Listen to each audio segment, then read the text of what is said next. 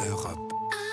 Europe 1. La revue de presse, donc, avec vous, Marion Lagardère. Et dans la presse, ce matin, dans la presse qui a été imprimée hier soir, l'Europe doit publier sa liste noire des paradis fiscaux. Oui, encore une, me direz-vous, certes, mais cette fois, c'est la bonne. Le commissaire européen Pierre Moscovici l'avait promis début novembre, au lendemain des révélations des Paradise Papers, parce que le monde opaque de l'évasion fiscale apparaît soudain au grand jour, avait-il dit sur Twitter. Eh bien, un mois après avoir soudain ouvert les yeux, c'est le jour J à Bruxelles, titre Les Échos. Les experts mandatés par l'UE estiment que 29 juridictions doivent être placées sur liste noire, mais ce n'est pas encore la liste finale, écrit Derek Perrotte, puisque les paradis visés ont jusqu'à ce matin pour présenter des engagements. Autrement dit, s'ils s'engagent à faire des efforts de transparence, ils peuvent sortir de la liste. C'est ce qui fait dire à l'Humanité en une que l'Europe joue un double jeu vers une liste en trompe-l'œil, titre aussi Mediapart. Le journaliste Romaric Gaudin explique que plusieurs juridictions qui ont donc pris ces fameux engagements ont d'ores et déjà été sorties de la liste. Les archipels de Guam, Samoa, les îles Marshall et même le Panama qui a tant fait parler de lui avec les Panama Papers. Il n'y aura pas non plus ni l'Irlande, ni le Luxembourg, ni Malte. De quoi se demander qui sera dans la liste. Tout le monde conserve à l'esprit le fiasco de la fameuse liste noire de l'OCDE publiée en juin 2017, écrit Mediapart, une liste qui ne comprenait qu'un seul nom, celui de Trinidad et Tobago. Dans Ouest France, Manon Aubry, la responsable fiscalité de l'ONG Oxfam, met un dernier coup de pression. L'Union européenne donne des leçons à la terre entière alors qu'elle abrite elle-même des paradis fiscaux selon ses propres critères. Malte, le Luxembourg, l'Irlande et les Pays-Bas en sont. À un moment donné, conclut-elle, il faut envoyer un signal fort, autrement dit, ne pas se contenter de dire qu'on ouvre soudain les yeux, mais tirer les conséquences de ce qu'on a vu. Les autres titres à la une de la presse. Alors on vous alerte sur des sujets très divers et variés. D'abord, vos enfants ne savent plus lire, on en parlait à 8h, et c'est la une du Parisien. Ensuite, vous ne pourrez peut-être plus rouler à 90 sur les nationales, mais à 80. Alerte en une de Lyon Républicaine, l'Union et l'Ardennais qui titre « Touche pas à mon 90 ». Et puis, la Voix du Nord s'attaque à un autre problème, la disparition des oiseaux. Attention, notre ciel se vide, prévient le journal qui publie en exclusivité une étude montrant l'hécatombe dont sont victimes de nombreuses espèces d'oiseaux. Sur 55 espèces étudiées, 24 sont en déclin. Enfin, autre alerte, cette fois en une de Libération, sur les failles de la sécurité nucléaire. Attaque par avion, par drone, sabotage. Le parc nucléaire français est vulnérable et les protections insuffisantes, écrit Libération. Les récentes intrusions dans des centrales en Moselle et en Ardèche sont effarantes. Les activistes de Greenpeace sont parvenus jusqu'au pied des piscines de combustible.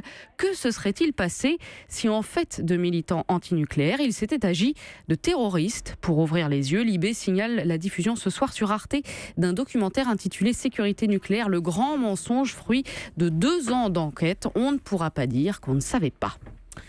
Et on ne pourra pas dire qu'on ne savait pas, c'est aussi le titre d'une interview publiée dans le Monde sur la pollution. Oui, c'est la directrice du département santé publique de l'OMS, Maria Neira, qui s'exprime alors que l'Assemblée des Nations Unies pour l'environnement se tient au Kenya. Elle aussi, elle alerte.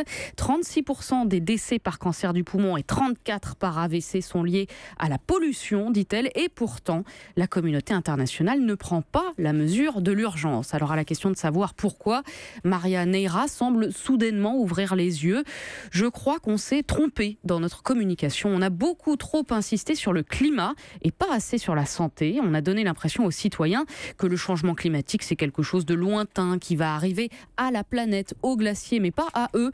On paralyse les gens avec ça, alors que si on parle de santé, on mesure tout de suite les bienfaits qu'il y a à lutter contre la détérioration de l'environnement. Et pour qu'on mesure bien, elle rappelle les chiffres de l'OMS. 12,6 millions de personnes meurent chaque année à cause d'un environnement pollué et dégradé. Interview à lire donc dans Le Monde. Enfin, dans le Figaro, la Fédération protestante de France dénonce les propos anti-juifs de Martin Luther. Et oui, parfois il faut du temps pour ouvrir les yeux. 500 ans. En cette année 2017, où l'on fête le 500e anniversaire de la fondation du protestantisme, une cérémonie symbolique mais très significative s'est tenue hier, écrit le journal. La Fédération protestante a officiellement pris ses distances avec la violence insoutenable de certains écrits de Luther. Elle reconnaît une faille. Les réformateurs ont reproduit la pensée anti-juive séculaire qui s'enracinait dans une certaine lecture du Nouveau Testament. La déclaration a été remise par le pasteur François Claveroli, au grand rabbin de France Haïm Korchia et au président du consistoire Joël Mergui. Alors Luther était-il antisémite ? Demande tout de même pour vérifier le Figaro à Mathieu Arnold, auteur d'une biographie sur le père du protestantisme. Il préfère parler d'anti-judaïsme, mais note qu'en 1543, son traité intitulé « Les Juifs et leurs mensonges » réclame leur expulsion et la destruction des synagogues. Effectivement, c'est assez limpide. Oui, mais est-ce que tout cela n'assombrit pas le 5e centenaire de la Réforme ? Pas du tout, répond l'historien. Commémorer la Réforme, ce n'est pas approuver tout ce que Martin Luther a dit et fait, c'est au contraire distinguer ce qui, dans son œuvre, est fidèle à l'Évangile et ce qui ne l'est pas, et reconnaître ses erreurs. Bref, ouvrir les yeux sur ce qui est un peu plus qu'une erreur, mais un appel à la haine et au meurtre vieux de 500 ans. Merci à vous, Marion Lagardère. Europe 1.